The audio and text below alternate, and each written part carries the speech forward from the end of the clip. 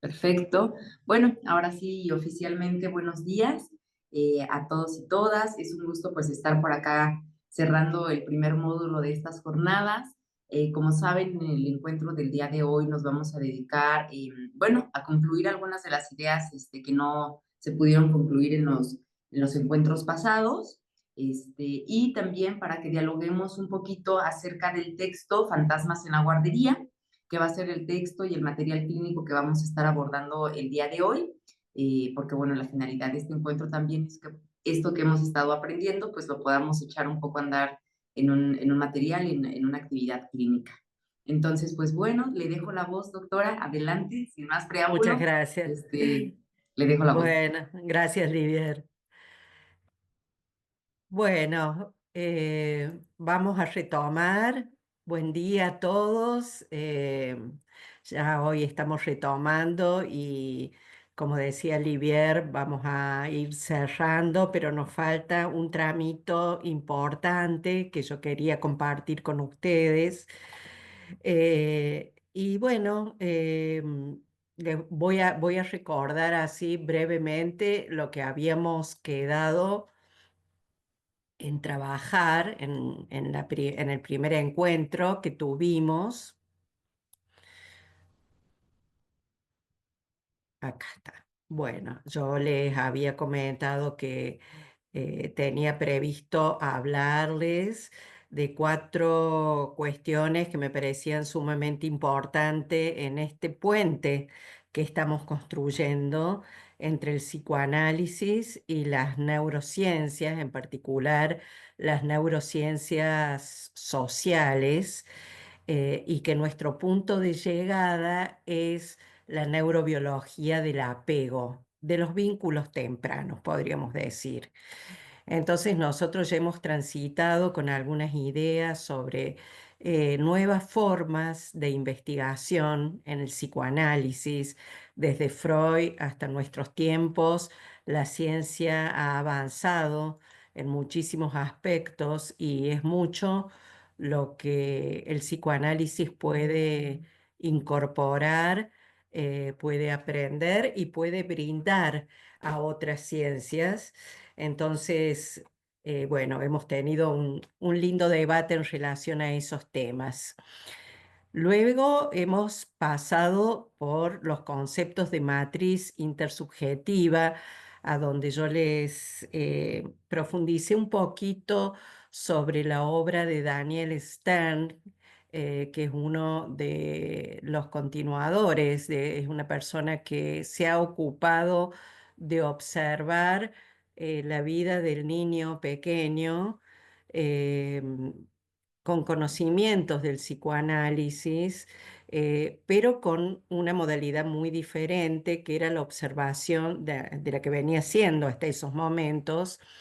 No es el único, hay muchos otros estudiosos, investigadores, a donde él empezó a observar así minuciosamente, segundo a segundo, cómo se daba la interacción desde el recién nacido hasta el niño ya de 2 o 3 años con su cuidador. Y ahí él pudo describir un concepto muy interesante, que es el de matriz intersubjetiva.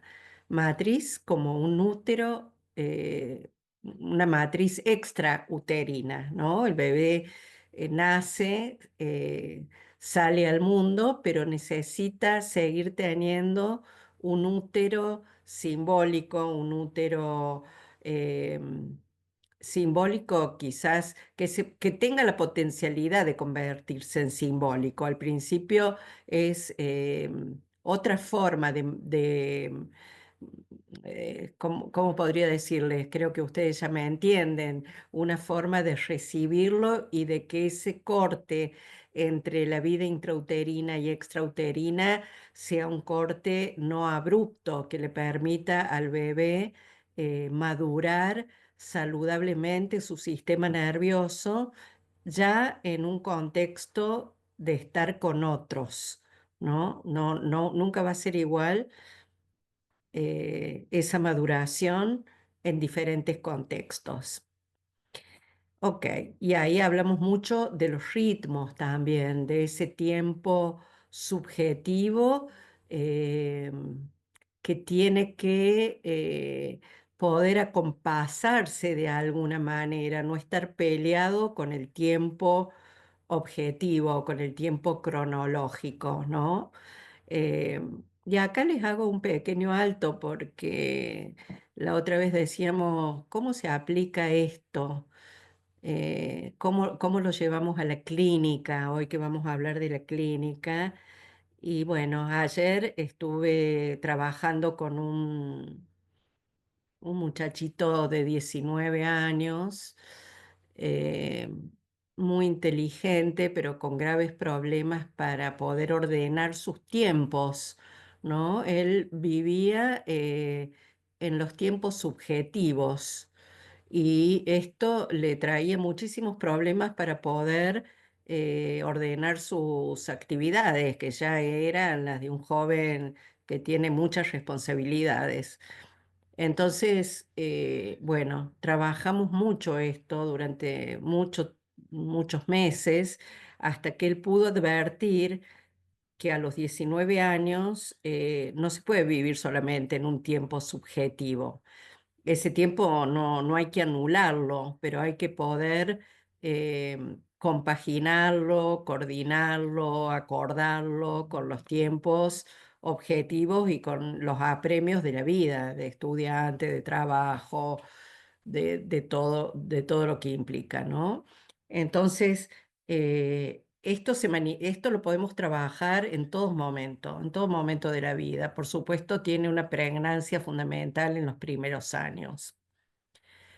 Bueno, y luego estuvimos hablando de la neurociencia social, que es un aspecto, una modalidad, un paradigma, diría yo, de las neurociencias que ya no se oponen a las ciencias sociales, ya no hay esa división oposicional entre las ciencias duras y las ciencias blandas, entre las neurociencias, la psicología, la antropología, la sociología.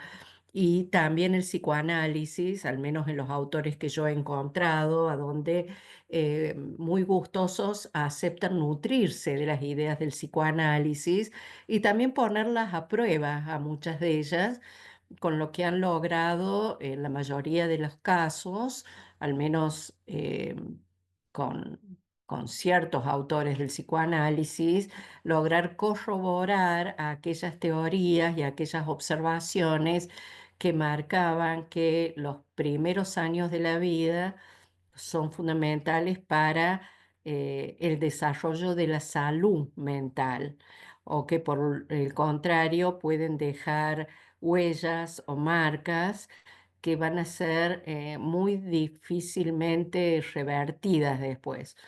Yo no diría que no van a ser revertidas, que se corta la posibilidad, pero sí que va a ser difícil, porque ya se empieza a andar un camino que tiende a perpetuarse de esa manera. Pero de todos modos dejan abierta la posibilidad de un cambio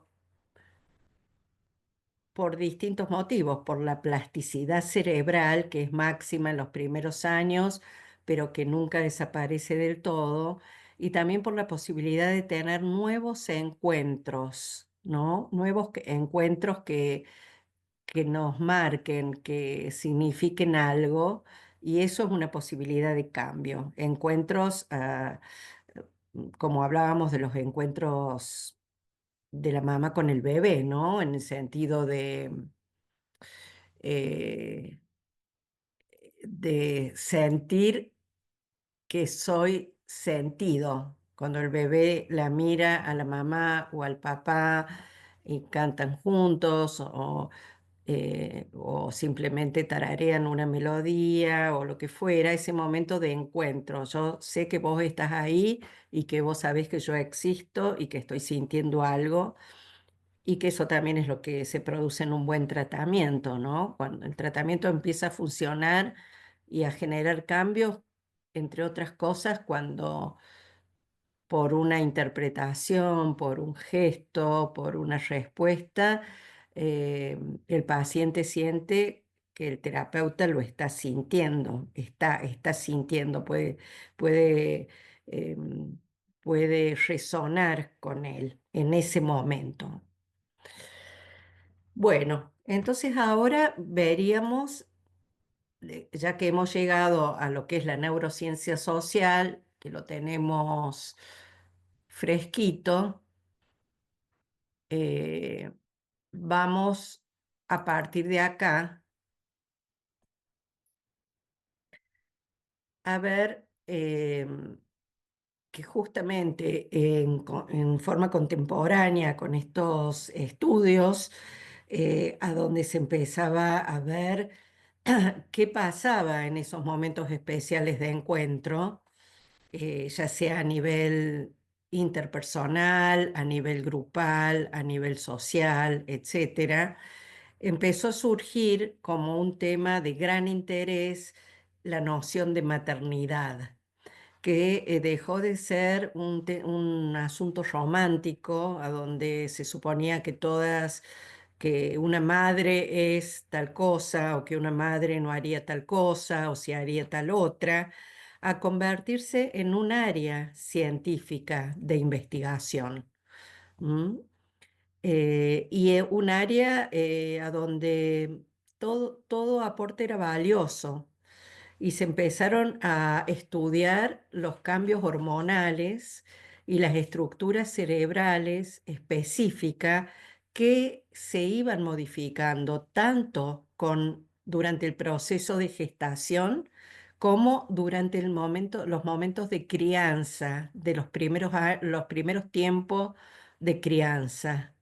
Estos cambios persisten a lo largo del tiempo y propician ciertas modificaciones cerebrales que hacen que escuchemos, y muchos de nosotros por ahí quizás también compartamos, que cuando se tiene un hijo, incluso si ese hijo no es biológico, uno ve el mundo de otra forma. Algo ha cambiado en la perspectiva, en la mirada, ¿no? Quizás cosas que antes las dejábamos pasar por alto, que no nos conmovían demasiado, pero muchas veces escuchamos, me cambió la vida. Tener un hijo me cambió la vida por múltiples motivos, pero también porque hay cambios a nivel cerebral.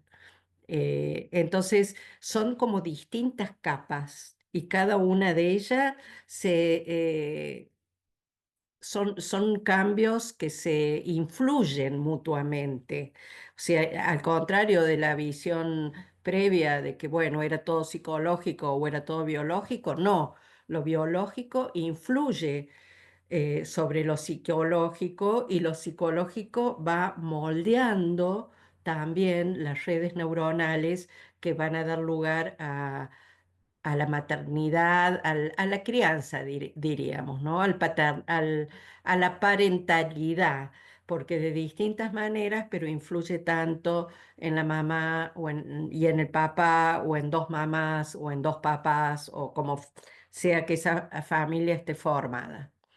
Entonces, esta noción de maternidad se empezó a considerar como algo que podía ser estudiado científicamente, y se consensuó que este proceso comienza con el embarazo, por poner un punto de comienzo.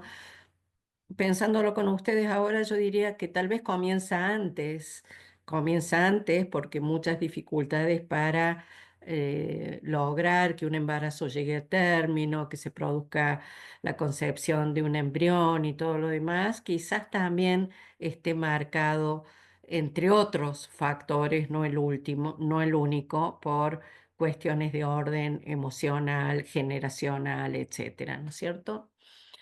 Bueno. Y acá yo les acentuaba, que no me voy a detener hoy, pero que la teoría de Bowley fue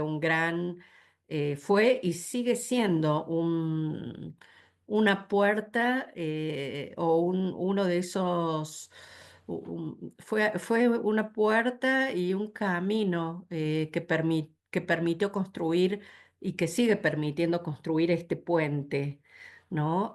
Bowley nació su teoría del psicoanálisis, pero él planteó algunas diferencias con el psicoanálisis y siempre fue muy abierto a recibir los aportes de otras ciencias, a los aportes del medio social en el que se encontraba ese niño o en el que tenía por exceso o por carencia y fomentó ciertos modos de investigación, algunos de ellos muy sencillos, como el de la situación extraña, la entrevista de apegos para el adulto, pero que dieron lugar a una forma un poquito más sistematizada de investigación con la que se empezó, pudimos argumentar con otros científicos. Bueno, pero esto también tiene es una investigación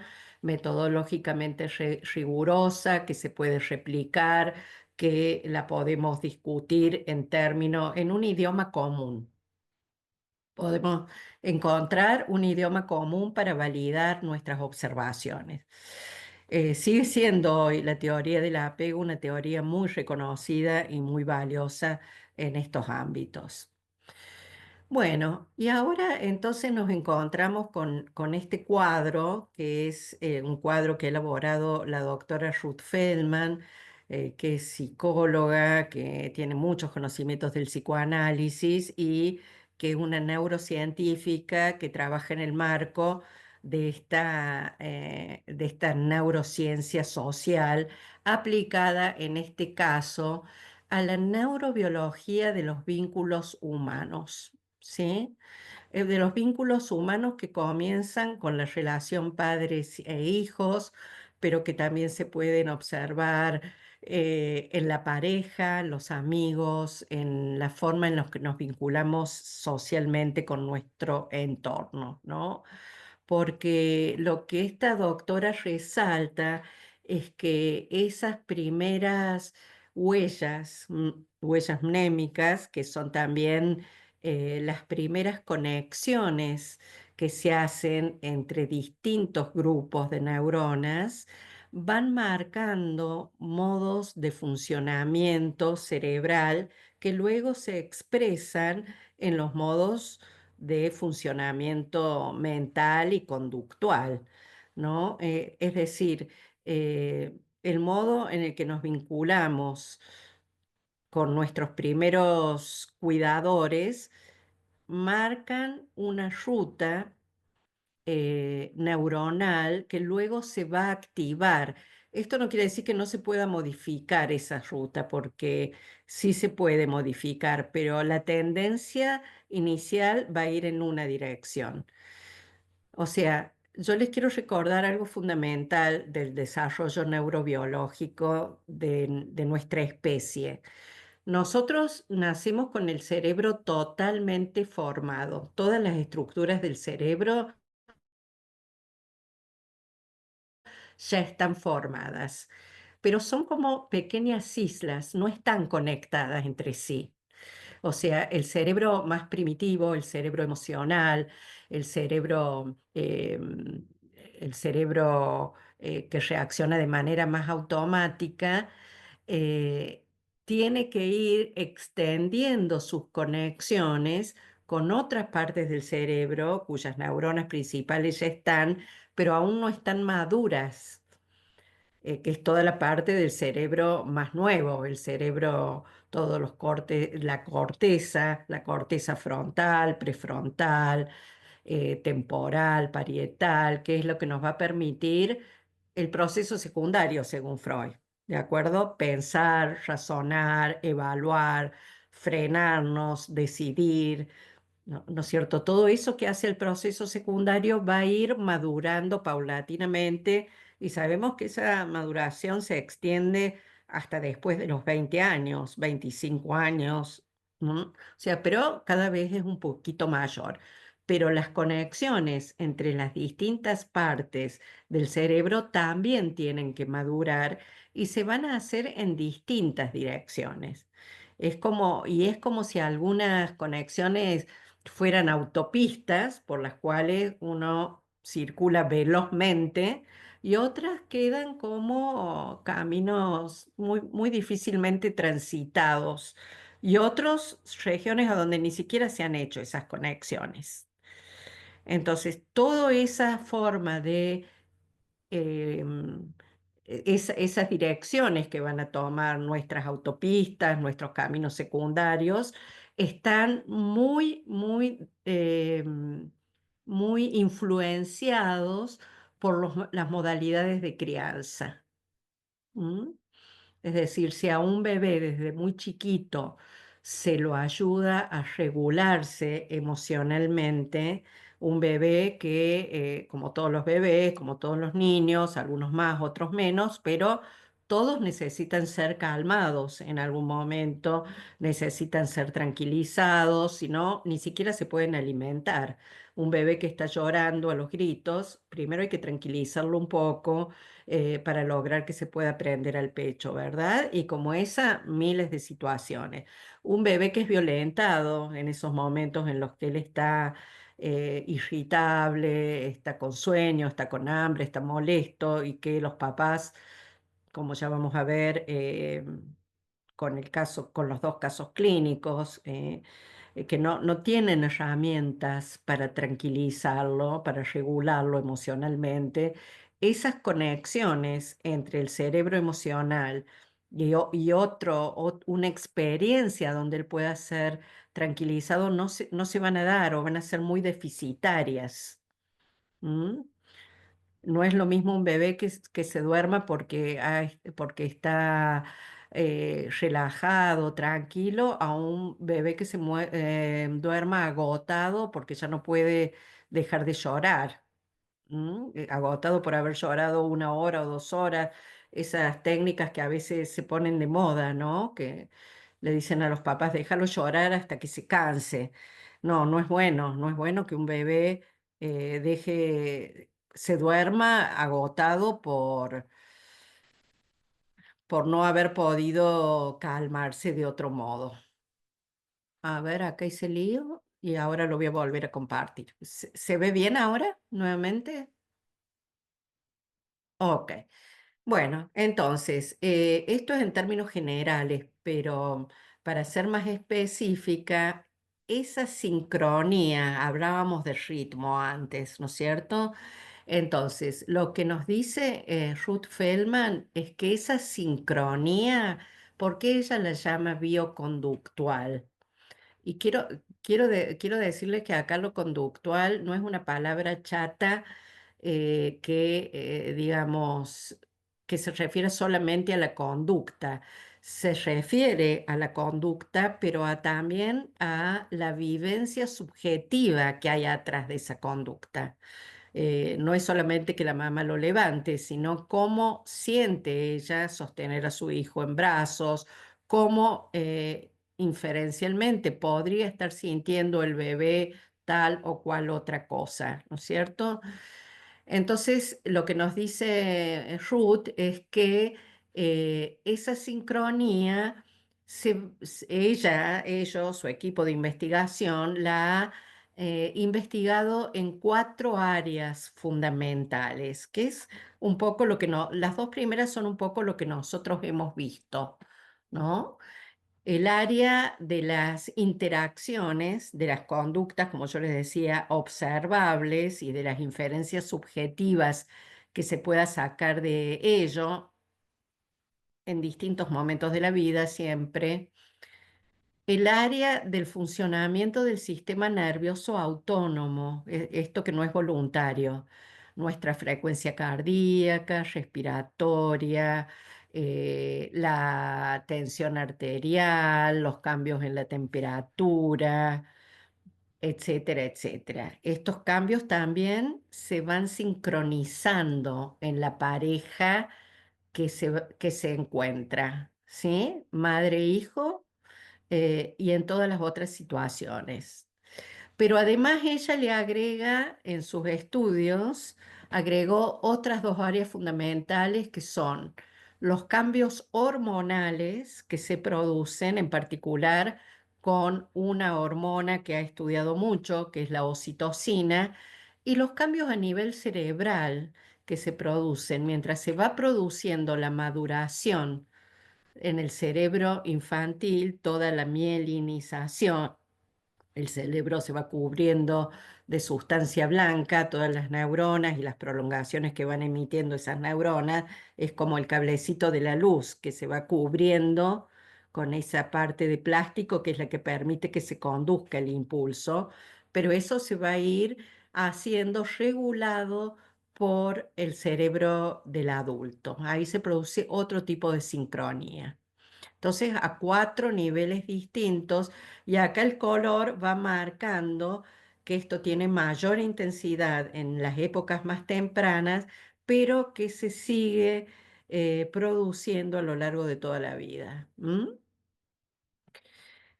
Eso implica entonces que ahí se activa el cerebro social del bebé. El cerebro social necesita ser encendido, activado y que esas autopistas empiecen a funcionar desde muy temprano en la vida. Entonces, como les comentaba yo la vez pasada y en uno de los trabajos que le envié, había la historia de 4 niñitos con síntomas muy graves, compatibles con el espectro autista, a donde hubo situaciones eh, a donde esta sincronía no se produjo. Y entonces mi hipótesis, pues yo no lo he comprobado experimentalmente, pero mi hipótesis es que ese cerebro no se activó tempranamente, que no hubo esta, a ver, empecemos a prender las luces, empecemos a establecer las conexiones. Y eso sí que es muy difícil después de revertir en algunos casos, en otros no tanto, ¿no? Pero en esos casos a donde ya se ha instalado una patología, eh, una patología muy instalada, una patología grave, temprana,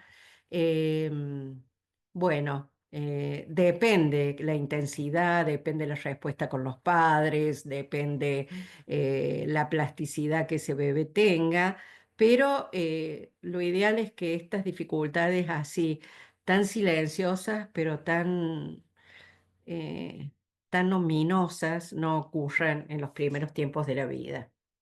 Por esto, porque hay que empezar a activar este cerebro social y afiliativo desde muy temprano. Bueno, neurobiología del apego temprano. ¿Por qué es importante esto desde la perspectiva del desarrollo? Nosotros mencionamos que la neurobiología social también se puede investigar desde el punto de vista etológico en otros animales, pero particularmente hay muchas investigaciones con mamíferos y nosotros somos mamíferos también y compartimos muchos aspectos con otras especies. Y en todos nosotros los lazos de apego se sostienen en un sistema neurobiológico que se va formando, que ya hay una predisposición biológica, pero necesita ser desarrollado en la relación madre o cuidador primario-hijo durante un periodo sensible precoz. Hay periodos que son como mucho más sensibles a que se produzca esa impronta. Esto es lo mismo que yo les decía, que me pareció a mí muy interesante porque diferentes vínculos van a activar el mismo sistema neurobiológico configurado en los primeros años de vida.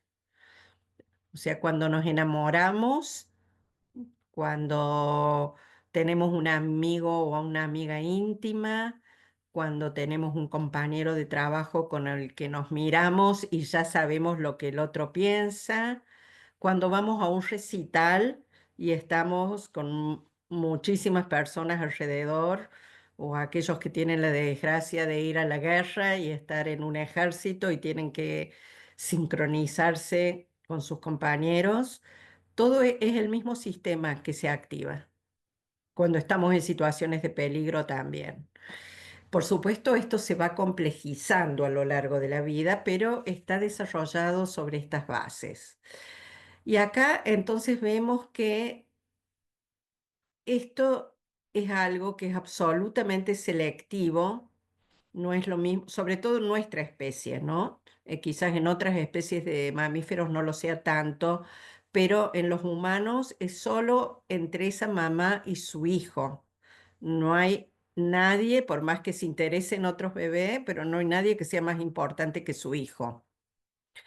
También tiene una durabilidad que tiende a prolongarse durante muchos años, en muchos casos durante toda la vida. Pero por otro lado es muy flexible, puede adoptar formas muy diversas según las culturas, según los momentos vitales, según el momento histórico, ¿no? Entonces, esto es muy importante porque hace a la posibilidad de sobrevivir y de transmitir las experiencias de generación en generación. Bueno, y también esta flexibilidad es lo que permite o habilita una eventual reparación de una mala adaptación temprana, ¿no? Es decir, el hecho de que las cosas van a tener una tendencia, pero también va a subsistir una posibilidad de reparación en la mayoría de los casos.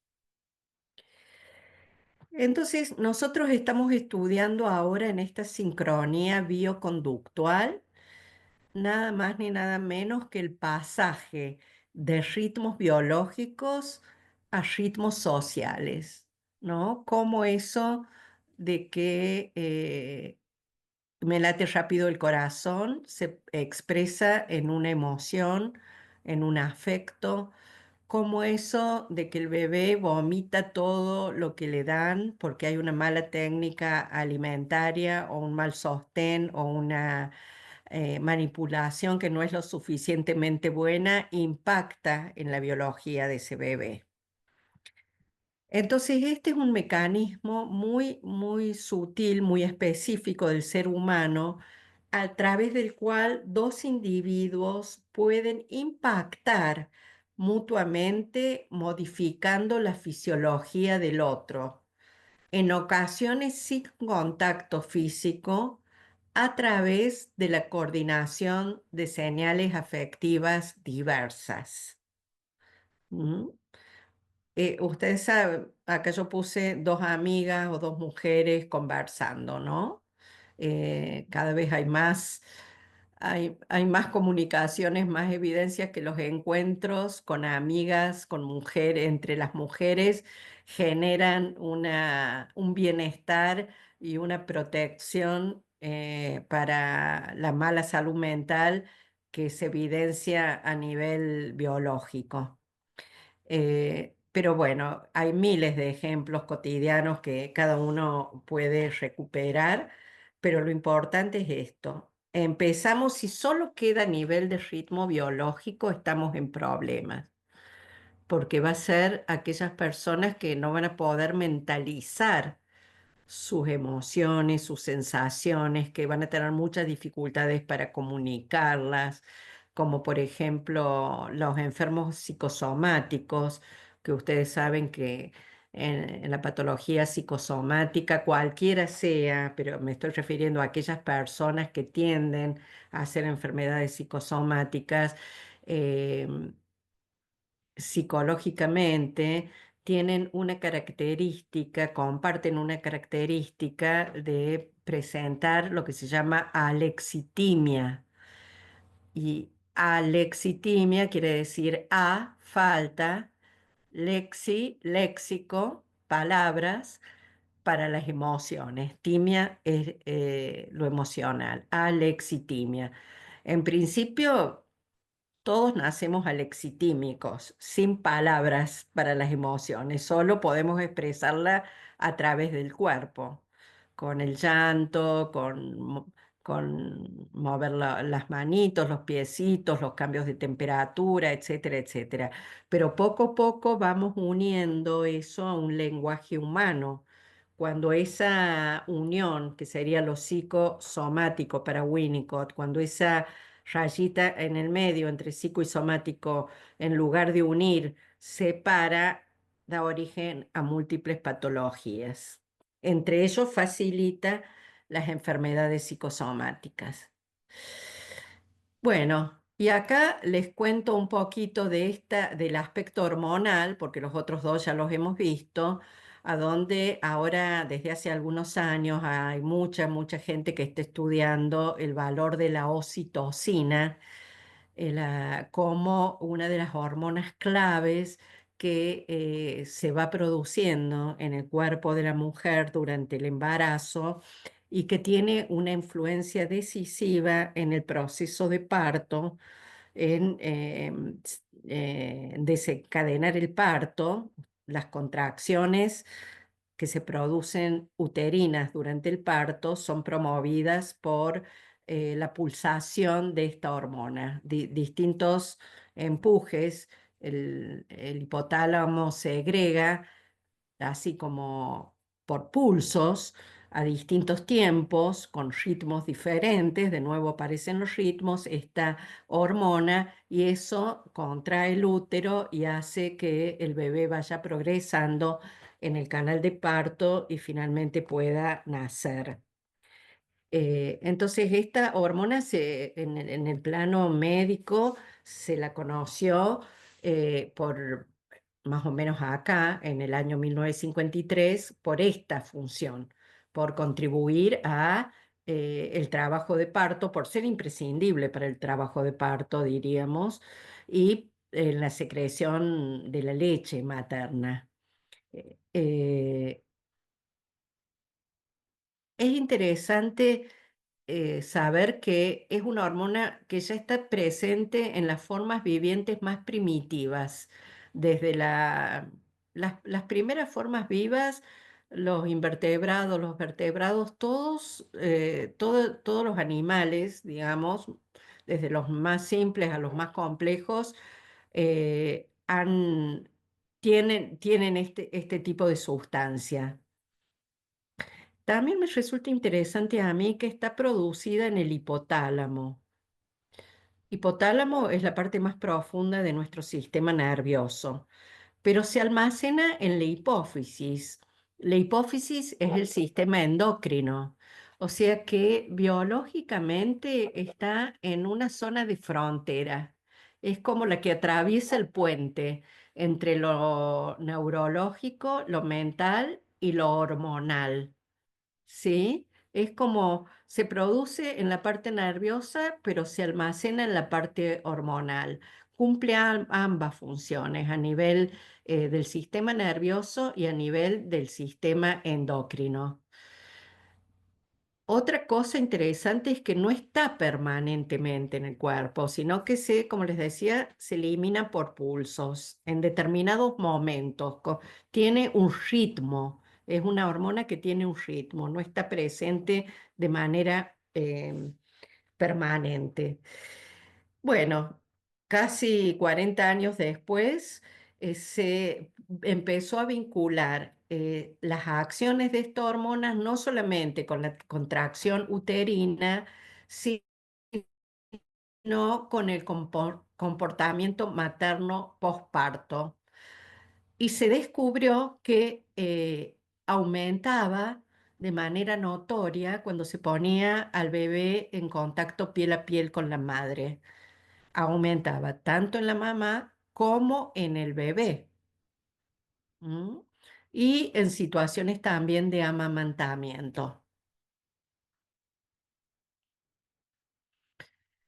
Entonces, a partir de ahí hubo una cascada de investigaciones que fueron determinando, dándose cuenta que esta hormona tan antigua y que siempre está al servicio de preservar la vida, ¿no? En las especies primitivas, como de ir regulando los intercambios del organismo con el medio exterior.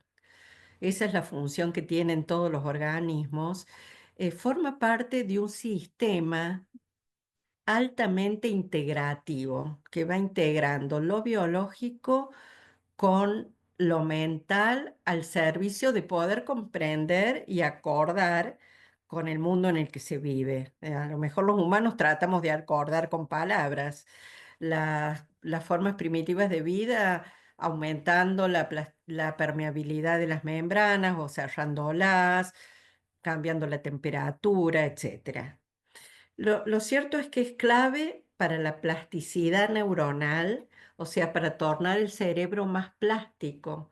Esto quiere decir más, un cerebro que pueda adaptarse de manera más saludable a los cambios, sin sufrir tanto estrés, sin quedar en cuestiones tan fijas, tan reiterativas, y por lo tanto facilita la sociabilidad, porque para encontrarse con otro hay que poder ser plástico, y también tiene una función muy grande en la inmunidad que hace que nos protejamos a nosotros mismos de contraer infecciones, de no enfermar, de enfermedades graves, enfermedades autoinmunes, incluso algunas formas de cáncer. ¿M? Entonces es como una bisagra entre el cuerpo y la mente, esta hormona. Bueno. em, La plasticidad neuronal, que es lo que yo les decía cuando hablábamos de Kandel, ¿no? Que le habían otorgado el premio Nobel por darse cuenta que no solamente la mente, sino el cerebro cambia de acuerdo a las experiencias de aprendizaje que tengamos en la vida. Aprendizaje que obviamente no es el aprendizaje solamente intelectual, sino las experiencias que tenemos en la vida hace que nuestro cerebro vaya moldeándose de distinta manera. Pero esta plasticidad que es máxima en los primeros años de la vida también se activa, se incrementa en la mamá y en el papá, siempre que estén en contacto con la crianza del bebé. No, no por tener un hijo, en general esto sucede. Lo que lo activa son los momentos de encuentro sensible. ¿M?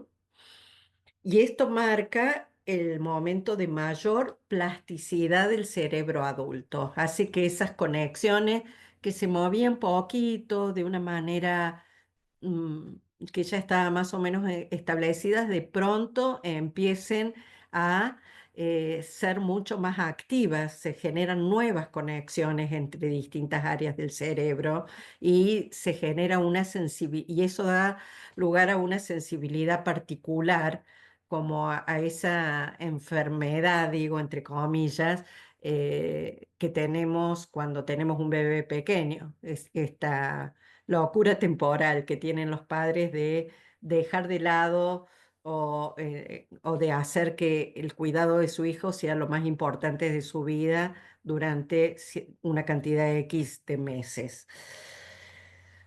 Bueno, acá es lo que les decía, siempre que mantengan una crianza, una participación activa en la crianza, padres varones me estoy refiriendo.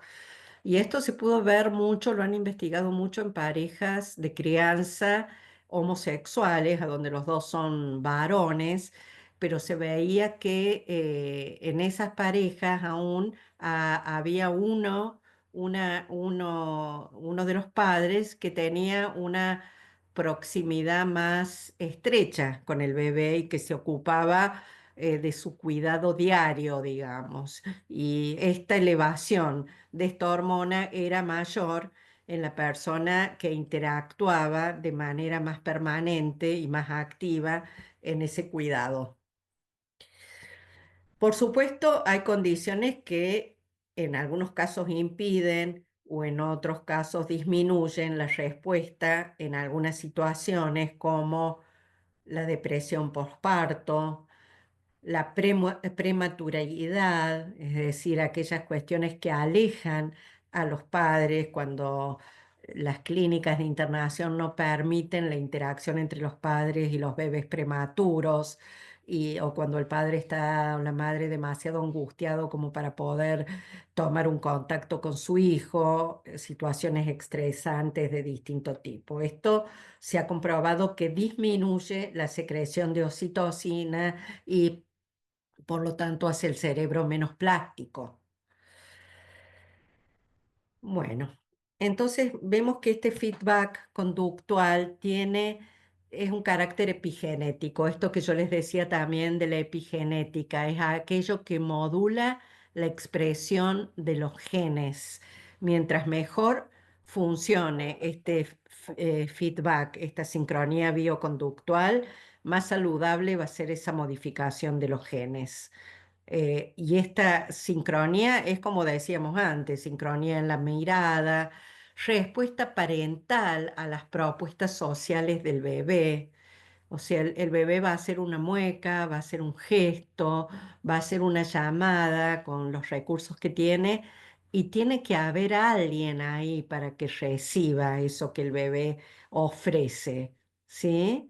En la foto que veíamos de Picasso en la clase pasada, había un bebé que miraba a lo lejos, pero nadie respondía a esa mirada. Ahí no había una reciprocidad. Había una mamá que miraba muy a lo lejos y no estaba atenta a esa mirada que buscaba a alguien.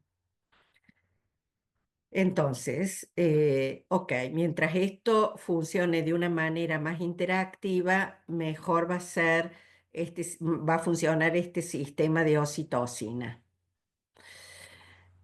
Y además es una de las consecuencias, porque si hablamos de un sistema, hablamos de algo que tiene consecuencia no solamente en una variable, sino en múltiples variables. ¿Y por qué genera?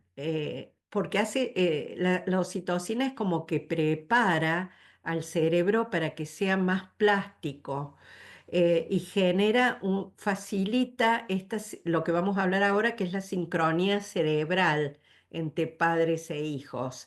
Es decir, como muestra esta foto, hay áreas del cerebro que se activan simultáneamente en esos momentos de encuentro, que no son todo el día, ni necesitan ser todo el día. Hay muchos más momentos de desencuentro que de encuentro, pero tiene que haber esos momentos que sensibilicen, que prendan esas lucecitas y que hagan que se enciendan ciertas zonas que son las zonas sociales que empiezan con este tipo de sociabilidad, ¿no es cierto?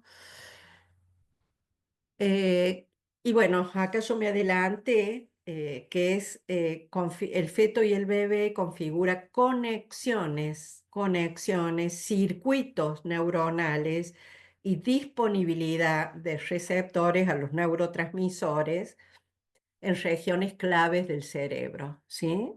Nosotros trabajamos como psiquiatras infantiles con medicamentos que actúan sobre esos neurotransmisores cuando esos neurotransmisores son muy deficitarios. Por ejemplo, en los casos de depresión o de trastornos de ansiedad muy severos, la serotonina, que es una hormona eh, que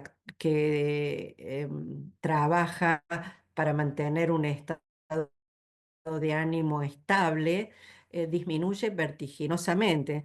Y se ha visto que en personas que tienen ideas suicidas o que están al borde de un acto suicida o que han o que han actuado con esta intención y luego se les ha podido salvar la vida, la serotonina está en niveles sumamente bajos, ¿no? No quiere decir que todo esto ya esté absolutamente determinado desde los primeros momentos de la vida, pero quiero decirles que hay cierto terreno que va a ser más vulnerable luego a este tipo de funcionamiento tan complejo y tan sutil. Entonces dejan marcas. Esas marcas se podrán borrar, no se podrán borrar, tendrán muchas eventualidades, pero dejan marcas. Y estas marcas se pueden transmitir generacionalmente. a través de un mecanismo epigenético. ¿Mm? Bueno, entonces prepara para sintetizar la reorganización de redes neuronales en las madres, padres y cuidadores sobre la base de cada vínculo temprano. Esto es lo que lo tengamos muy presente ahora en la discusión del caso clínico. Bueno, ¿y qué pasa?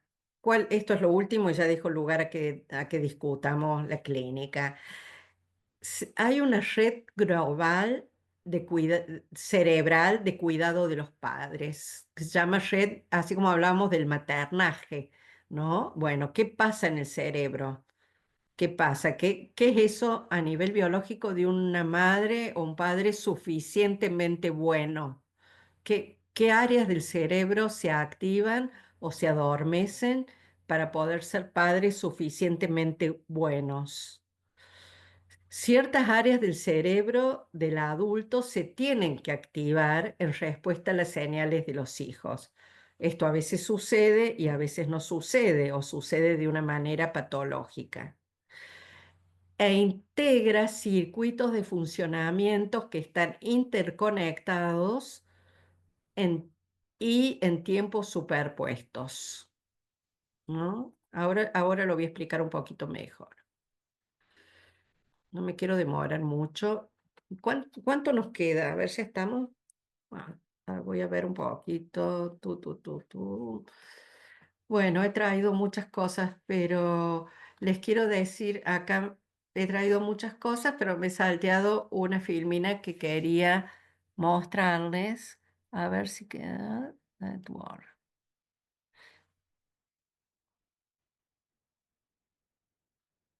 Bueno, ¿cuáles son las áreas que se activan en los padres? Las áreas de regulación emocional, a donde esas conexiones que yo les decía que se van a producir desde el inicio de la vida, a veces están funcionando en los adultos y a veces no, como son las de regulación emocional. O sea que esas conexiones que ya deberían estar en pleno funcionamiento se tornan más fuertes, más intensas, más receptivas, porque el adulto tiene que poder primero regularse a sí mismo para luego poder regular al niño. Las áreas de regulación emocional, las áreas de mentalización, de poder pensar eso. El padre puede registrar que el bebé está con miedo, pero luego tiene que primero tiene que detectarlo, ¿verdad? Tiene que generar tiene que activar sus neuronas espejos y decir, si llora es porque está asustado, tiene hambre, le toca comer, escucha un ruido, lo agarré muy fuerte, tiene que entenderlo. Y después tiene que poder pensar, mentalizar aquello que entendió o cómo entendió eso que el bebé le expresó. Entonces, las áreas de registro emocional, de regulación emocional, de mentalización, de generar ritmos que sean ritmos propicios, digamos, ritmos de sueño, de alimentación, ordenados, no contradictorios, etcétera. Entonces, todo esto se va activando y se va poniendo extremadamente sensible también en los primeros tiempos de vida. Esto que se origina entonces, esta sincronía cerebral, se origina en el reconocimiento de los primeros ritmos biológicos del bebé en el útero, que ya en los últimos meses de vida se van coordinando con la mamá. Y se ha visto que los periodos de sueño del feto coinciden muchas veces con los periodos de sueño vigilia de la madre y el ritmo cardíaco también, aunque la frecuencia del recién nacido es muchísimo más alta que la del adulto, pero rítmicamente se van acompasando, porque estos ritmos fetales envían señales a la placenta y al cerebro materno, o sea que eso ya se va como sincronizando de alguna manera. Y estos ritmos familiares se incorporan luego del nacimiento, favoreciendo esta sincronía cerebral. De este modo, los cuidadores maduran y regulan externamente el cerebro inmaduro del bebé, que va siendo configurado en relación al tipo de apego y habilidades sociales de sus cuidadores. Mm.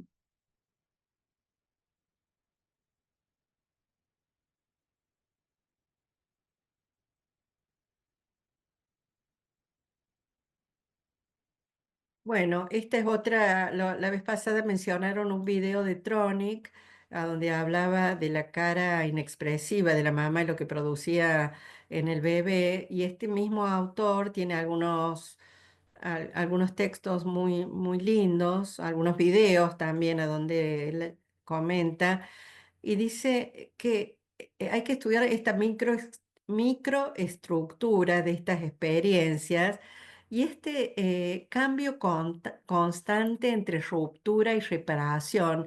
A mí me pareció muy lindo esto porque nos hace no ser tan exigente con nosotros mismos y saber que siempre va a haber momentos en que no entendamos al otro, sean nuestros hijos, sean nuestros pacientes, sean nuestras parejas, y que permanentemente estamos entre sincronizar y la ruptura, y que bueno, y el poder aprender a reparar esa falta de sincronía al bebé le sirve muchísimo también, ¿no? Porque aprenden cómo tolerar momentos de falta de sintonía y cómo reparar esos malentendidos.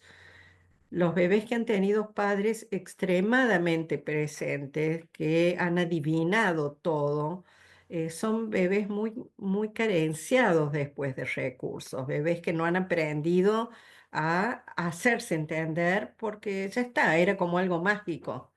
Total, mi mamá entiende, sabe lo que yo quiero, sabe más que yo lo que yo quiero. Eso no es bueno tampoco. ¿Mm? Entonces, sepamos que pasamos más tiempos en estados más coordinados que obviamente están como enmarcados por preciosos momentos de sincronía. Esos momentos de sincronía, bueno, son momentos también imprescindibles. No puede ser que siempre estemos desincronizados en algún momento, aunque sean unos minutos, unos instantes, unos breves momentos, eso activa todo este sistema social de una manera más ligada con el principio del placer, podríamos decir, y con el sistema de recompensa. Es decir, esta persona me entiende, sabe cómo yo me siento, y eso genera un sentimiento de tranquilidad y de satisfacción que tiende a ser buscado a posteriori. Si esto no sucede en una terapia, difícilmente la terapia pueda continuar. Sí, a menos que sea por una cosa más de obediencia. Pero lo que hace que una terapia funcione es que en algunos momentos uno, el paciente y el terapeuta pueda sentir que han sincronizado. Bueno, estas nociones, entonces, esta autora que yo les decía, nos dice que brindan evidencia biológica y científica a la conceptualización de Winnicott en el libro Plain and Reality sobre la presencia no intrusiva de la madre como base para la formación de símbolos, juego, creatividad y todas las experiencias culturales y espirituales. Entonces, el arraigo de la sincronía en patrones evolutivos antiguos y en los ritmos biológicos del feto fundamenta esta experiencia en lo físico y lo concreto y permite que toda la historia de la relación resuene dentro de un momento humano de encuentro. Es interesante que esto esté puesto, esta cita, este comentario esté puesto en un texto de neurocientífico, a donde hay todo un reconocimiento a un autor tan importante como lo es Winnicott. Bueno, voy a dejar acá, así tenemos tiempo de poder conversar y de trabajar un poquito sobre el material clínico.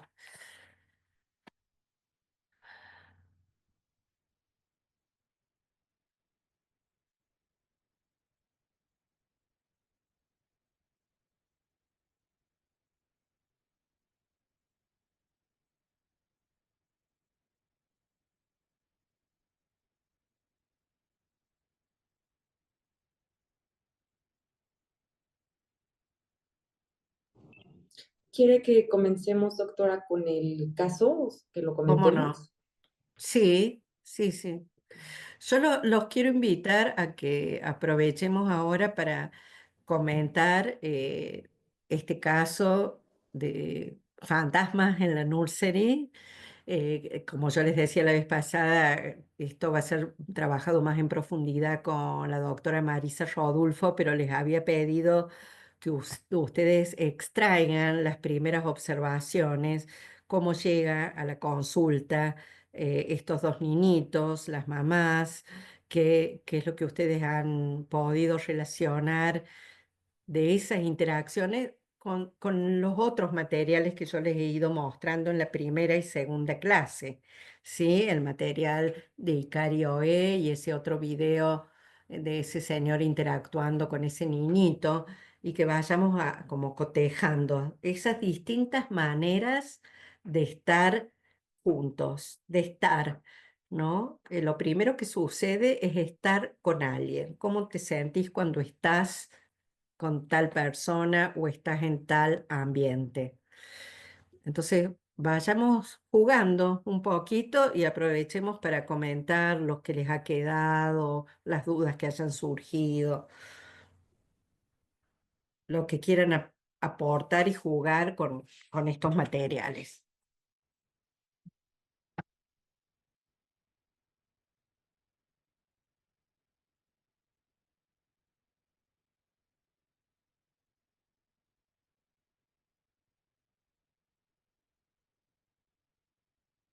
¿Han podido leer el material de los dos casos clínicos de fantasmas en la nursery? ¿Sí? Sí, Eh, yo, bueno, voy aprovechando para, creo que Ana también ya levantó la mano, dale. pero bueno, a mí me gustó mucho la lectura, me Ujú. pareció, como muy luminosa, no sé qué palabra ponerle, frente al trabajo que hacen como equipo, digamos, justamente, ¿no? El hecho de que en estos casos haya habido un equipo a abordar, me parece como muy rico, eh, abordar una circunstancia tan grave porque son niños muy chiquitos. Eh, Me parece que atestiguamos el hecho de una madre que no está en condiciones para la sincronía, ¿no? En ambos casos creo que las madres están, por ahí hay algunas escenas en donde se muestra justamente que la madre está un poco ausente, digamos, ¿no? Está ausente en el contacto con el niño, ¿no? O sea, se le atiende, pero no hay esa, de manera activa, esa posibilidad de encuentro.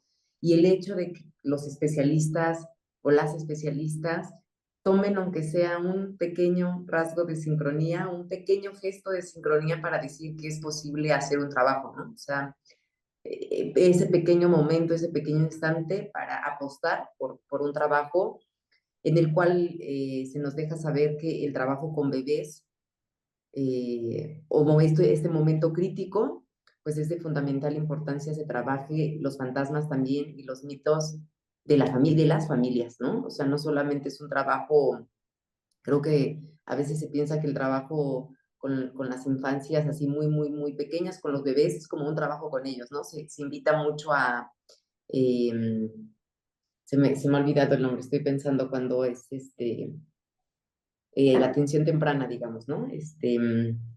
Pero siempre es como con ejercicio, siempre es como hacia el bebé, digamos, ¿no? Como mucho lo que sostiene la medicina, la pediatría, estas como siempre invitaciones al trabajo con alguna complicación con el bebé, siempre es sobre el bebé.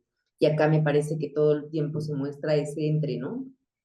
Ese Ujú. trabajar con el chiquito, trabajar con la mamá, trabajar con el papá, el lazo con la institución, ¿no? Eh, Incluso con otras instituciones si es necesario, ¿no? O sea, todo el tiempo ir tejiendo ese entre y a mí eso me pareció también como muy valioso. Eh, y bueno, por el momento ahí me quedaría.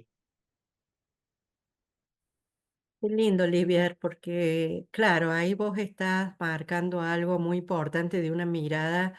Ese texto tiene varios años ya, pero como todo eso que ellos trabajan a nivel observacional también tiene una base orgánica que se ha podido ir trabajando a lo largo de la experiencia que cuentan, pero sobre todo lo que destacaría de lo que vos decías es cómo la idea de lo social ya está presente desde antes del nacimiento del niño, ¿no?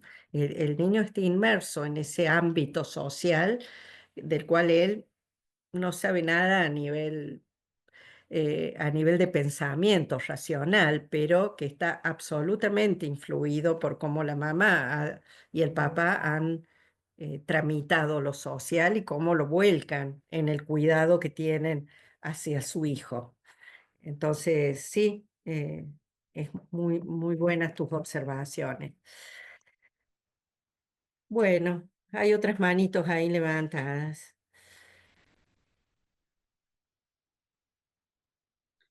Bueno, hola, buenos días. ¿Qué tal? ¿Qué tal? Eh, Bueno, primero muchas gracias por estas clases, las he disfrutado mucho y he aprendido también mucho.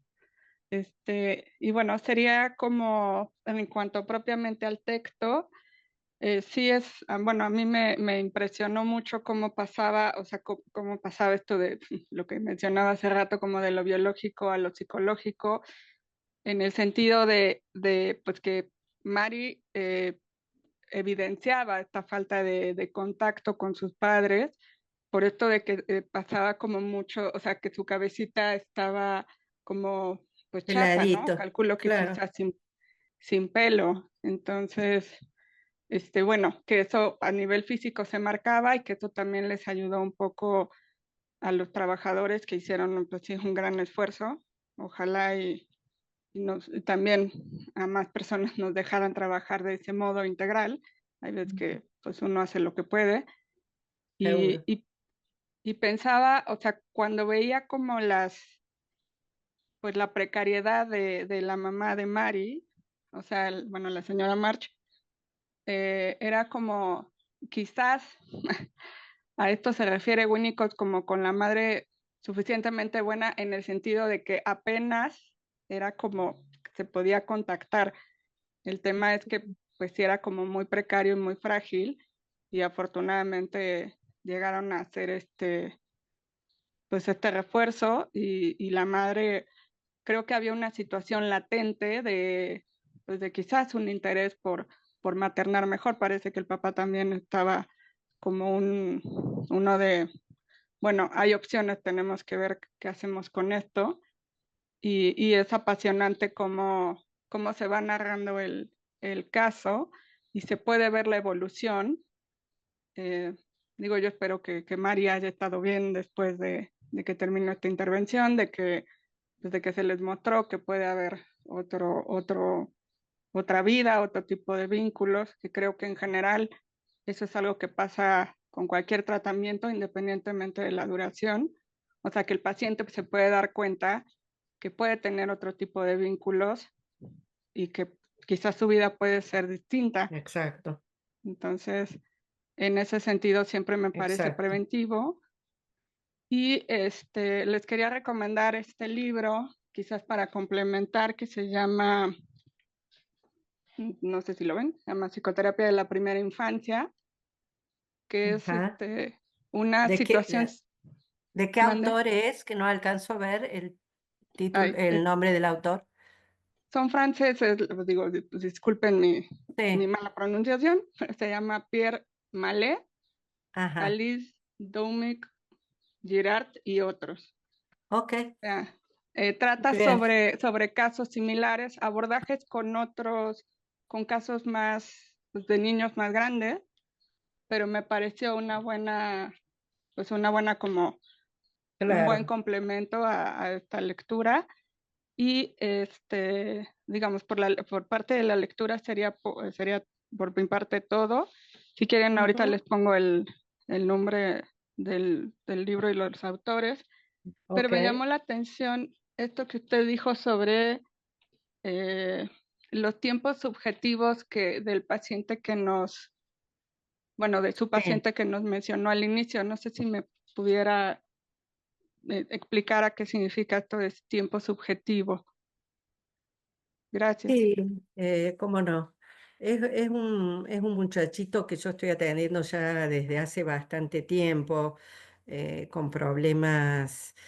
Estaba acá, llamamos colegio secundario, antes de ir a la facultad, a la universidad, en los chicos más grandes, y este chico muy inteligente empezó a tener problemas en la escuela, en la época de la pandemia, y eh, digamos, para estudiar, para concentrarse, y hasta tal punto y empezó con un desasosiego muy grande, pero una dificultad que él tenía era en manejar sus tiempos lo manejaban absolutamente sus padres, cuando ya era un chico de 15 años, una cosa así, ¿no? Entonces él tardaba muchísimo tiempo en darse un baño, en vestirse, le costaba muchísimo llegar a horario, siempre llegaba tarde.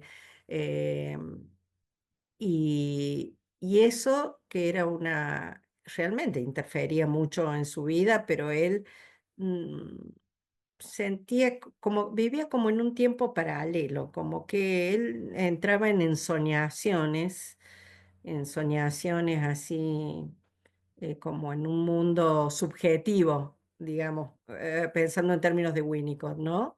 El mundo subjetivo que no se conectaba con el mundo real de la escuela, de que tiene que entrar a tal hora, si no queda libre, de que tiene que preparar un trabajo en tanto tiempo, si no, si lo lleva 2 semanas después no se lo van a aceptar. Entonces, trabajamos mucho como él quería, él luchaba por conservar, estaba como encaprichado, como en no querer crecer, ¿no? En una mamá muy sobreprotectora también, decir, bueno, yo hago las cosas a mi tiempo, yo lo voy a hacer cuando yo, no sé, si me va a alcanzar el tiempo, por ejemplo, para rendir unas materias, y eran materias difíciles, que yo veía que él no se ponía a estudiar. Y digo, wow, cómo vas a preparar física, química, matemáticas en una semana? No, no, vos no sabes nada. Se enojaba mucho conmigo, yo las voy a preparar, ¿por qué me decís eso? Bueno, lo aplazaron en todas las materias, eh, pero no porque él no pudiera estudiar, sino porque él creía que en una semana se pueden ver 3 materias de esa índole. Entonces, ese tiempo subjetivo, cuando él pudo amigarse o incorporar la idea de que no tenemos por qué, ni podemos, ni queremos anular el tiempo subjetivo, pero para vivir en este mundo tenemos que acompasarlo o llegar a un trato con, si quiere ir a la facultad, si quiere terminar la escuela, si quiere no depender tanto de su mamá, va a tener que hacerse cargo de sus tiempos. Y bueno, y bueno, la verdad que ha mejorado muchísimo en ese sentido, y eso le ha permitido seguir creciendo, ¿no? Como decía Ricardo Rodolfo, el deseo de ser grande.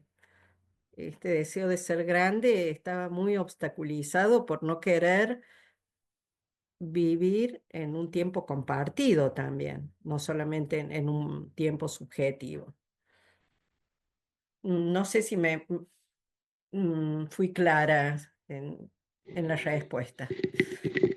Sí, sí, mucho. Muchas gracias. Bueno, no, por favor.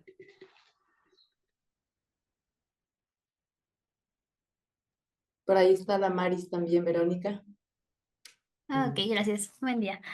Pues justo la lectura a mí me hizo pensar principalmente en un caso que tengo de un niñito de 8 años, en donde justo pues parece ser que los fantasmas de su mamá lo arrastran muchísimo, entonces esto me hizo ver como el caso con nuevos ojos. Aparte de eso, em, fue impactante para mí darme cuenta de cómo es que eso se entreteje bastante bien con respecto a diferentes factores, como es la institución, como es el hogar, como es la propia vida de los papás, cómo esto directamente influye en lo que pues es el bebé, en cómo esto afecta, en cómo es que esto perturba hasta cierto punto su desarrollo, y cómo es que este desarrollo puede empezar a también como a otra alternativa de cómo puede ser la convivencia entre los padres y los niños, y una alternativa diferente a cómo se estaba ejerciendo una crianza. Entonces, bueno, ha sido para mí muy importante, en resumidas cuentas. Me alegro, qué bueno. Sí, por ejemplo, en esta mamá que temía tanto de ser ella violenta con su bebé, ¿no? Que quizás se había alejado del bebé para no dar curso a esos impulsos de agredirlo, de golpearlo, de volverse ella en la maltratadora. Bueno, eso también tiene un sustrato biológico, a donde la agresividad, a donde la impulsividad corre más rápido, que casi no da lugar a la mentalización. La terapia hizo todo ese trabajo de ayudarla a mentalizar lo que estaba sintiendo. Pero hasta ese momento predominaba en ella esta tendencia que a duras penas podía mantener a raya, que era, bueno, si yo también lo voy a tratar así a mi hijo, me va a salir como lo mismo que me hicieron a mí.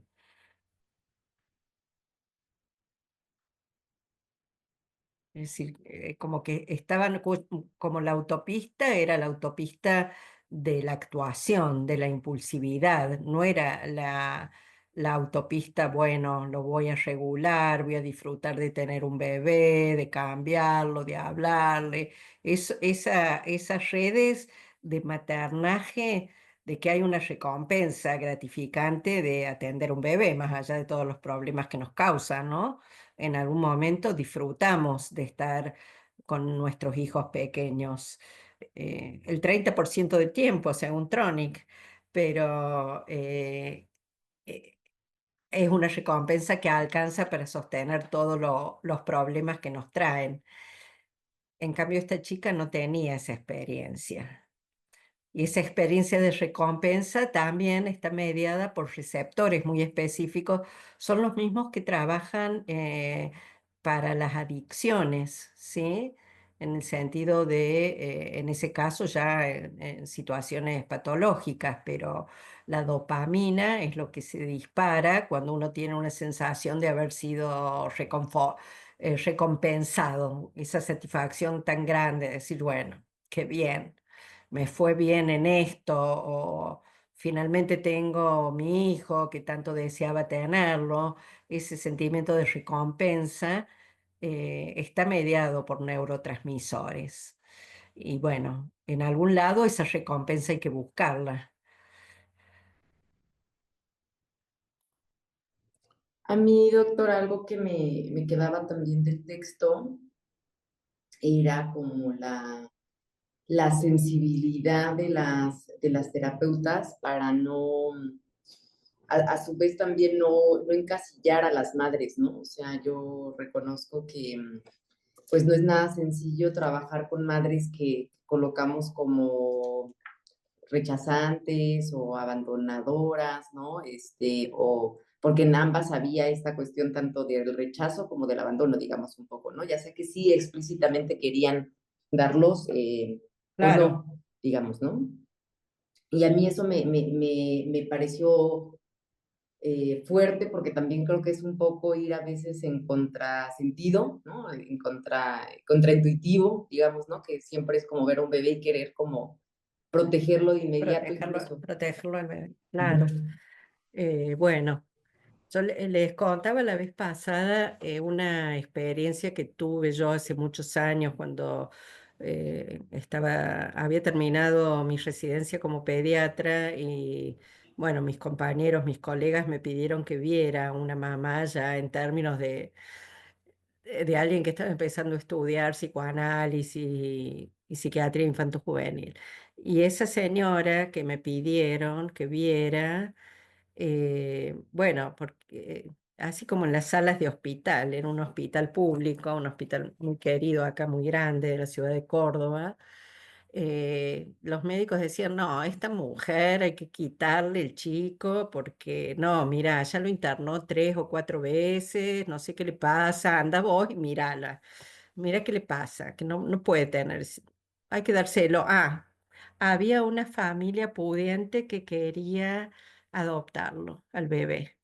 Y la mamá no, en este caso no se lo quería dar, pero el bebé no estaba bien. O sea, era un bebé que había nacido muy prematuro y que era cierto que lo internaban le daban el alta, se recuperaba en el hospital, pero volvía a la casa y a los 2 o 3 días estaba internado de nuevo.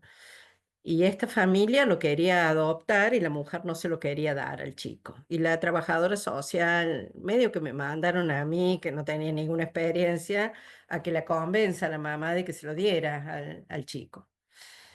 Bueno, y para mí fue no me olvido nunca de ese caso, por más que han pasado tantos años, muy choqueante emocionalmente, porque me puse a hablar con esa mujer que ya tenía otros niños a los que había criado bien, y esta es una mujer en condiciones de extrema pobreza porque vivía en un cortadero de ladrillos, que son lugares muy, muy terribles de condiciones laborales extremas, con mucha suciedad, con animales que conviven con los caballos, eh, no hay agua potable, etcétera. Y ella me decía que ella justamente venía del campo a la ciudad y que ella era domadora de caballos. Era una mujer grandota, como que ella se sentía, ella trabajaba con la fuerza física y ella para esas cosas era muy buena.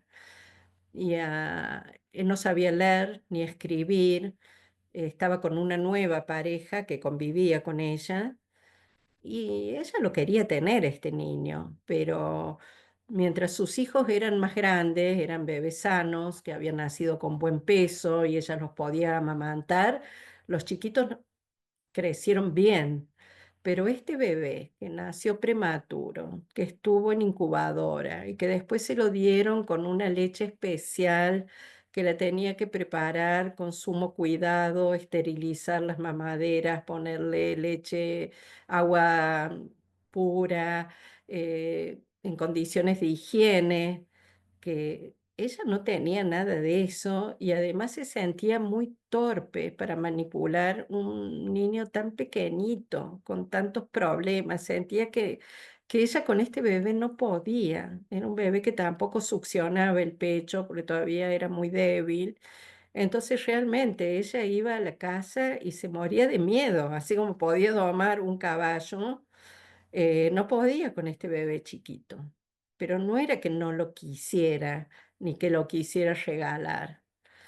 Entonces, ese es el aporte que nosotros tenemos que hacer. Digamos, después se trabajó con la trabajadora social y se activaron algunos mecanismos para proporcionarle una vivienda que tuviera las condiciones mínimas para que ella pudiera tener agua potable, luz, para que pudiera esterilizar las mamaderas. Pero bueno, después los pediatras se quedaron sorprendidos, eran mis propios compañeros hasta hace poco, pero que no era que se trataba de una mala madre, en el sentido de una mujer de ver que los rechazaba. Ella verdaderamente no podía. Y creo que es nuestra función como psicoanalistas, como terapeutas, como psicólogos, mostrar otra cara que muchas veces los médicos no están preparados en ese sentido y meternos en los comités de docencia, de capacitación, a hablar cara a cara con los otros profesionales y bueno, que ellos nos enseñen lo que nos tienen que enseñar y nosotros también poder transmitirles que acá no estamos para juzgar a nadie, sino para tratar de colaborar en lo que podamos. Entender, lo primero es entender qué pasa, ¿no? Así que bueno, sí, este material es muy sensible, el texto, y todo esto lo van a trabajar en profundidad, como les decía, con Marisa, sobre todo detenerse en las intervenciones de las terapeutas, los momentos difíciles de una terapia donde se ve que la vida del chiquito está en juego y que cómo haces.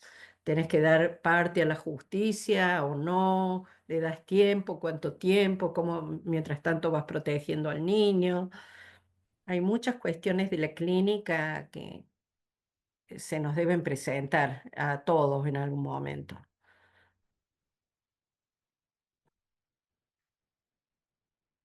Yo quisiera concluir mi comentario, doctora, porque Por justamente favor, iba en función de pensar cómo en ambos casos fue importante que para posibilitar la sincronía entre ese bebé y esa madre, fue necesario que los terapeutas como que renarcisizaran un poco a la madre, digamos, ¿no? O sea, en lugar de, y creo que es un trabajo que a veces hacemos, ¿no? Como psicoanalistas, ubicar todo como el error o toda la repetición, o, ¿no? Nos vamos como un poco a veces en función de eso. Acá el trabajo que hacen es contrario, digamos, es ubicar esos pequeños momentos en donde la madre atina a hacerlo bien, ¿no?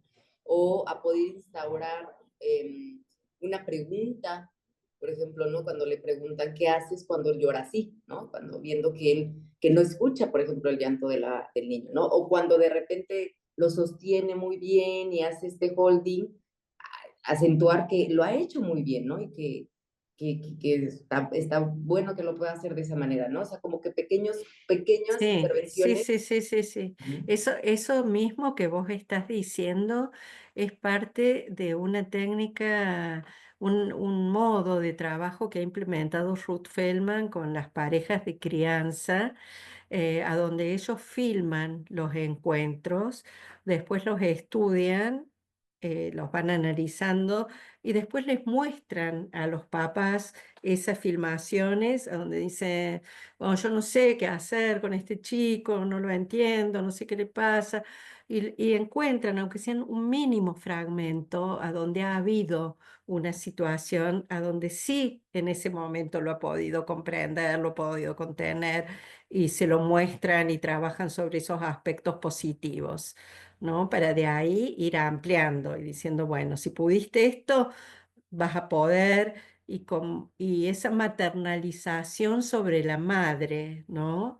Esa, poder maternar a la madre, que ese es otro aspecto muy interesante de Daniel Stern, a donde él habla de la constelación maternal primaria. Constelación maternal primaria que dice lo que nos pasa a las mujeres cuando nos convertimos en madres.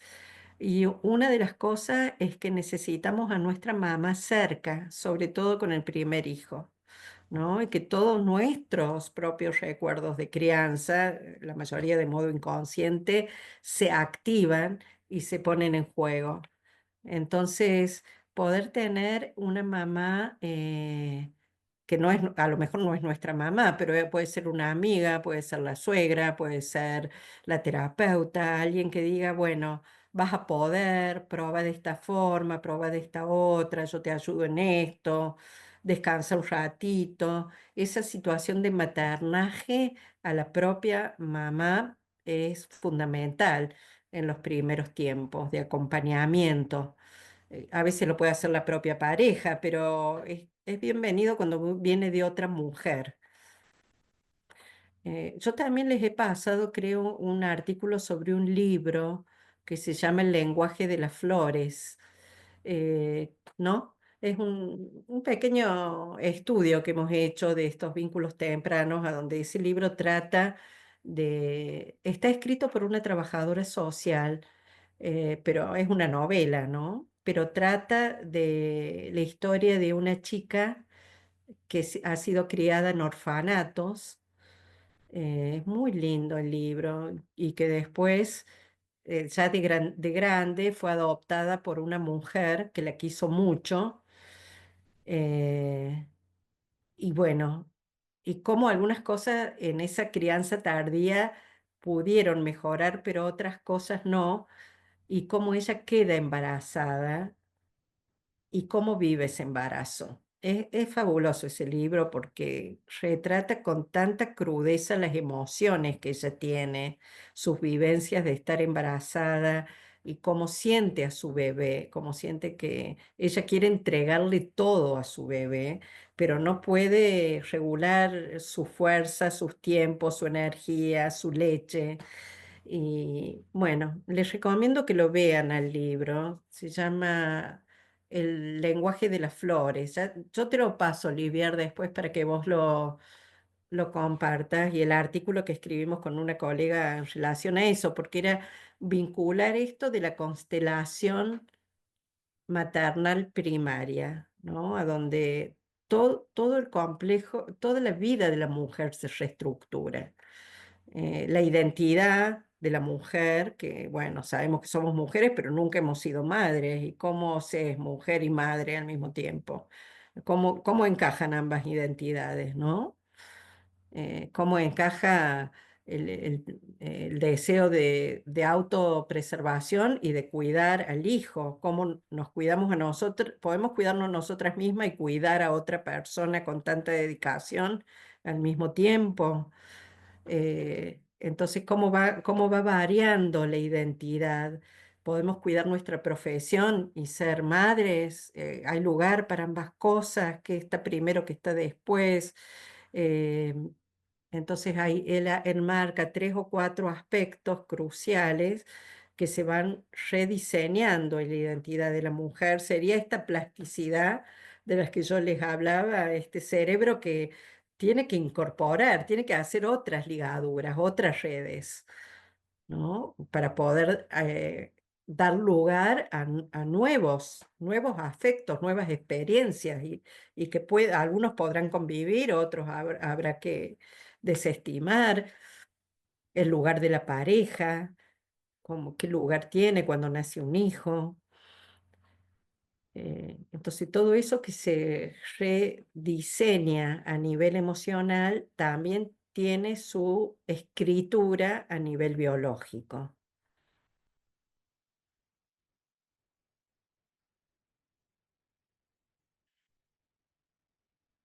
Bueno, si tenemos unos minutitos, a mí me gustaría, Hay hasta que otra ustedes... participación, Ah, doctora. perfecto, Sí, perfecto. Ok. está Alejandra esperando. Bueno, Hola, buenos días. Perdón que no hola, prenda mi cámara. no te había visto. Bueno, Sí, perdón.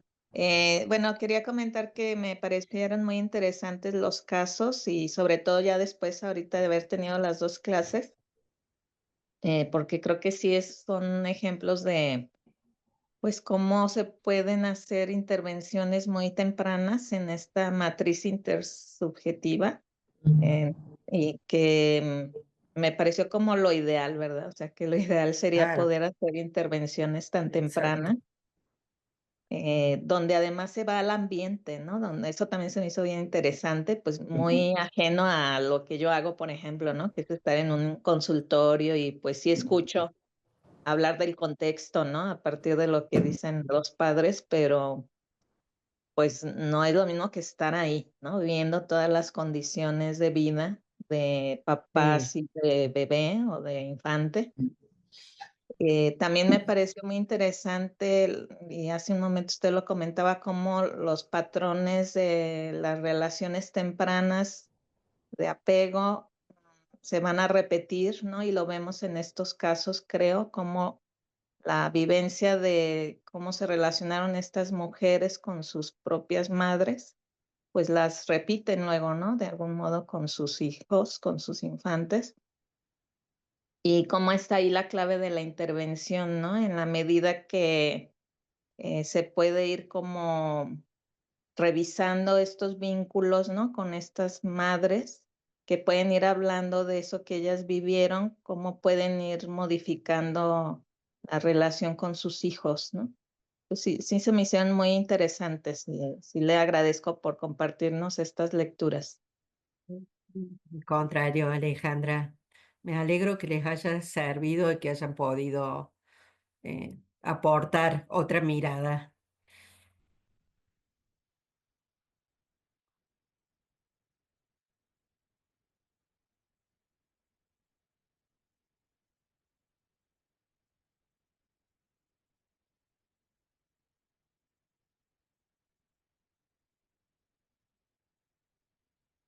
Bueno, si no hay otra pregunta en este momento, les comparto un poquito para que vayamos finalizando estas diapositivas que me quedaron acá.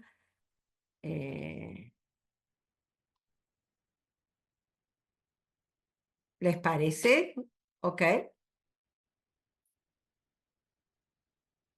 Hola. Sí, sí, está bien, Sí, gracias. doctora. Perfecto. Bueno, entonces habíamos quedado acá y les, les voy a leer un poco esto para ir cerrando. Yo les decía que hemos aprendido mucho y en general se habla de las coincidencias que tenemos con otros mamíferos, que son muchas e importantes, pero también es importante saber que tenemos diferencias sustanciales, porque nosotros tenemos un desarrollo cortical que incluso los mamíferos más superiores no lo tienen al extremo y con la especificidad que tiene nuestra especie. Eh, y nuestro sistema, al menos en lo que podemos saber, de todos estos parientes vivos, quizás haya cosas que todavía no sepamos muy bien, pero en lo que se puede saber, nuestro sistema cortical y subcortical se comunican entre sí. El sistema cortical es el más pensante, ¿verdad? Como decíamos, las funciones ejecutivas, llamadas ahora funciones ejecutivas, poder anticiparse, organizar, poder tener iniciativas, poder esperar, poder buscar el mejor momento para hacer las cosas, etcétera, etcétera. Todo lo que tenía que Freud llamaba em, el funcionamiento secundario del psiquismo. Pero bueno, esta como especificidad humana nos habilita a sentir el dolor y las emociones del bebé. Ustedes conocen que hay esto que se llama neuronas espejo, que hace que nosotros al visualizar a otra persona, yo diría muchas veces a otro ser vivo, podamos sentir lo que el otro siente al hacer o al experimentar tal cosa. Por supuesto, esto es aproximado, pero es bastante aproximado como para que nos permita entender cómo se siente cuando, no sé, alguien tiene un accidente o cuando alguien está muy feliz o cómo alguien llora, qué tipo de llanto es y de emoción, de dolor, etcétera, etcétera, ¿no es cierto? El solo hecho de verlo o de ver hacer una acción, como que alguien va a tirar una piedra. ¿Para qué la va a tirar? Para lastimar. ¿Cuál es la intención que subyace a esa acción? Estas neuronas espejos nos permiten elaborar una hipótesis de por qué lo hace. Más que una hipótesis es una convicción, que después esa convicción podrá ser desestimada o no, podrá ser correcta o no, pero en ese sentido nuestro cerebro actúa automáticamente. Yo veo a alguien que levanta la mano y que pareciera que va a arrojar algo y puedo entender cuál es la intención que hay en ese gesto. Entonces, este tipo de neuronas, que se llaman neuronas espejos, hacen esto automáticamente. Y los padres lo hacemos privilegiadamente cuando tenemos un bebé chiquito a cargo. Esto nos permite conectar con la experiencia online, o sea, así de modo sincrónico, como estamos teniendo esta charla, facilitando una representación rápida y altamente integrada de momentos emocionales, ¿no? Entonces, en estos casos, ustedes veían, la mamá ni siquiera se podía representar que su bebé estaba asustado. Cuando pudo representarse que el bebé estaba asustado, después necesitó otra elaboración para entender por qué se asustaba el bebé y qué podía hacer ella para que el bebé no se asuste. Otra cosa que también nos facilitan es representar en nuestro cerebro y por tanto en nuestra mente las acciones de nuestro compañero de crianza. Cuando podemos compartir la crianza con otros, con nuestra pareja, con nuestros padres, con la persona que lo cuida un rato en la guardería, estamos como más sensibles y tenemos una mayor predisposición a entender lo que el otro quiere hacer o cómo el bebé se comporta con esa persona, con nuestros compañeros de crianza.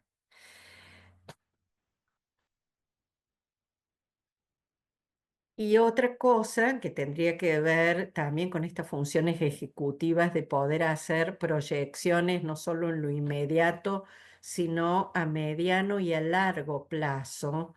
Esto también es, me parece algo sí muy específicamente humano, en el sentido de que uno, en que en general se van criando a los hijos de acuerdo a los ideales que los padres tienen, como decir, bueno, yo privilegio que mi hijo no sufra. Otro padre podrá decir, yo privilegio que sea fuerte, que aprenda a aguantarse las cosas y bueno, lo voy a dejar llorar un rato. No lo voy a calmar tan rápidamente.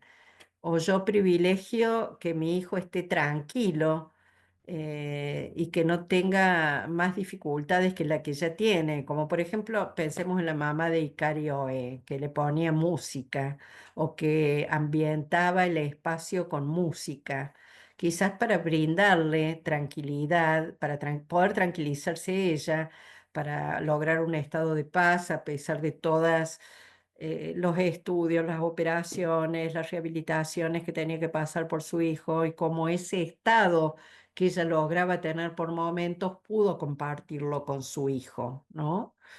Quizás lo que ella más deseaba era brindarle un espacio de crecimiento tranquilo, como finalmente se pudo ver, y eso posibilitó múltiples desarrollos, sobre todo a nivel de lo musical. Entonces, como adultos tenemos que participar en multitareas y inhibir nuestra excitación, nuestro displacer, nuestras angustias, nuestros apremios, en función de adaptar las acciones que tenemos con nuestros hijos a objetivos de crianza inmediatos, pero también a largo plazo. Y eso tiene que ver bueno, ¿qué privilegiamos en nuestra vida?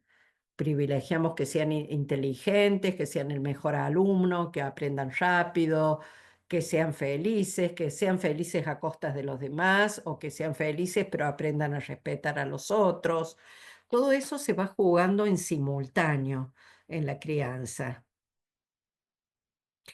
Y todo esto que lo transmitimos muy sutil o muy burdamente a través de los intercambios va configurando el cerebro social y son las bases para el desarrollo que se va a ir dando, el desarrollo de decir, bueno, ya no necesito que me acompañes todas las noches para ir a dormir. Ahora yo me puedo dormir solito, me puedo autorregular, para el desarrollo de símbolos, para la empatía, para que desarrollar la empatía en el niño, porque alguien ha sido empático con él y él ha visto que los papás son empáticos entre ellos o con los otros hermanos.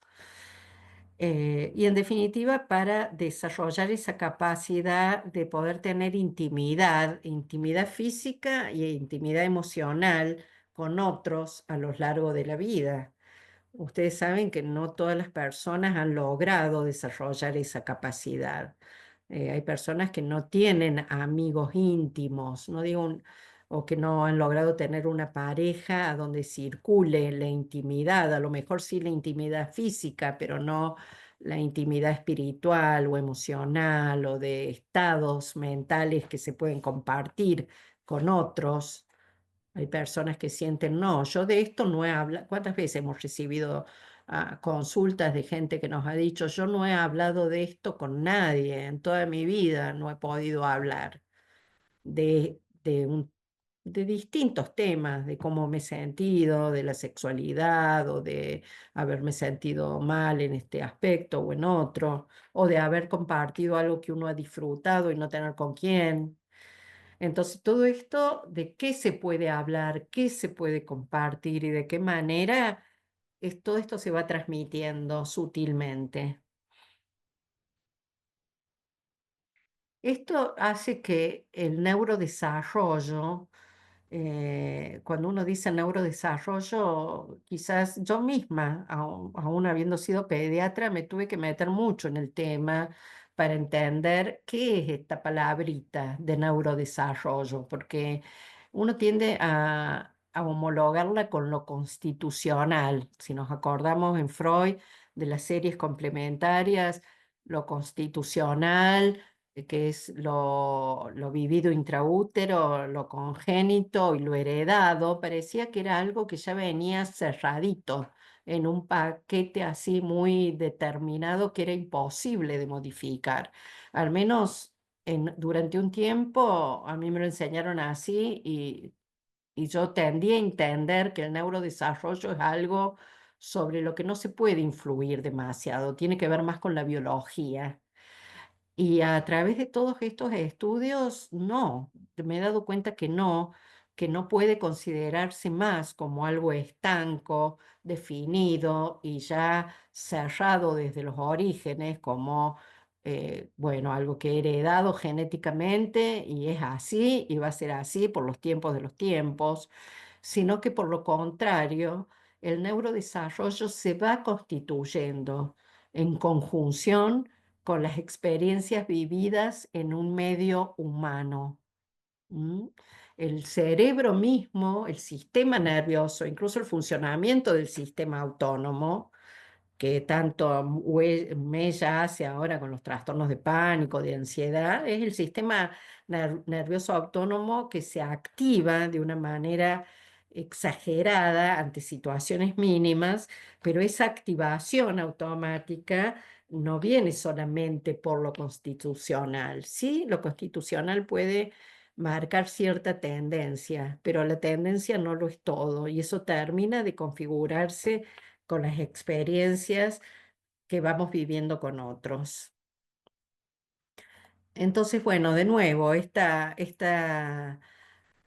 Filmina que ya la hemos visto, pero que la intención es crear puentes y no muros, ¿no? Puentes que nos permitan comunicarnos con otros y que estos lenguajes diversos en algún punto podamos sentir que estamos hablando de lo mismo, que si estamos hablando y que tenemos que tratar de ser claros, como que los psicoanalistas no podemos tener un lenguaje críptico. Por eso, un poco de mi opinión es que cierta terminología psicoanalítica no ayuda a comunicarse con otros ni con los padres. La envidia del pene, la angustia de castración, no se refiere a la castración y no se refiere al pene. Entonces, ¿para qué vamos a dar tanta vuelta? Digamos directamente a qué se refiere. A una persona que cree que no hay límites, como mi paciente que podía pasarse 5 horas en la ducha y que cree que el tiempo es infinito. ¿Se refiere a eso? ¿Se refiere a una persona que no tolera ser menos que los demás, que tiene ansias de ser lo mejor siempre? ¿O se refiere a una persona absolutamente carenciada e indefensa que no puede darle lo mínimo a su hijo para sobrevivir. Entonces, cuando se refiere a la sexualidad, hablar de sexualidad, y cuando se refiere a otros aspectos de la vida, tratar de comunicarlo con las palabras más sencillas y que otros nos puedan comprender. Por eso, por la intención es que nos comprendan, que los padres nos comprendan, que nuestros pacientitos nos comprendan, que nuestros colegas nos comprendan y poder nosotros entender también qué nos quieren decir. Eh, bueno, esto es todo de mi parte, ya terminé. Bueno, pues muchas gracias, doctora Irene, por compartirnos su conocimiento, su experiencia y por supuesto por aperturarnos la posibilidad de un diálogo con otras disciplinas, ¿no? Para que no quedemos justamente Ujú, pues encerrados en ese idioma, en ese dialecto solo y propio del ujú, psicoanálisis.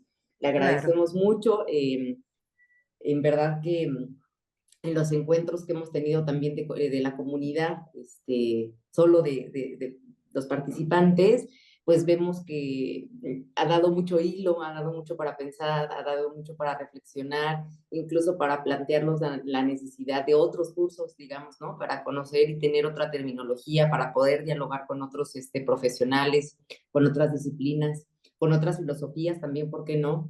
Pero pues sí, abrir puentes más allá del psicoanálisis. Entonces, pues muchas gracias por el tiempo, por la dedicación que pone en estas clases y pues obviamente también agradecerle a todos los participantes, a todos los que están acá estudiando, ¿no? Que se dan el tiempo de pues estar acá este sábado y de escuchar, de compartir, de pensar.